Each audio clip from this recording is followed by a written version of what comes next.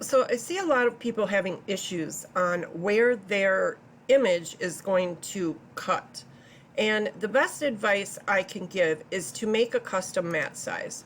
So no matter what size my graphic is that I'm going to cut, no matter if I have my software set to WYSIWYG or origin point, if I set my mat size to just a little larger than what my image is here, then I place my blade at the bottom right hand corner of my material, then it's going to cut where it's supposed to cut. If I have this set here and I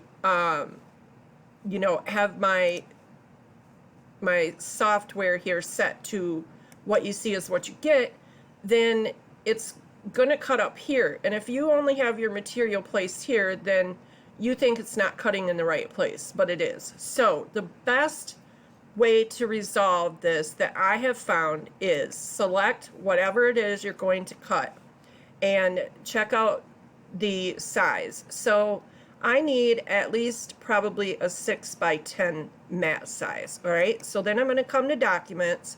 I'm going to come down here to custom size, and I'm going to make that,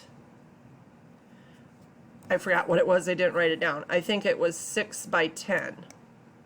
Okay, and then I'm going to click OK. And then when I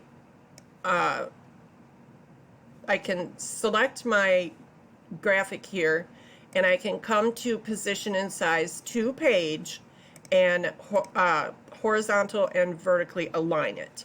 And now when you set your blade at the bottom right hand corner and you have a 6x10 piece of material, then this is the only place it can cut.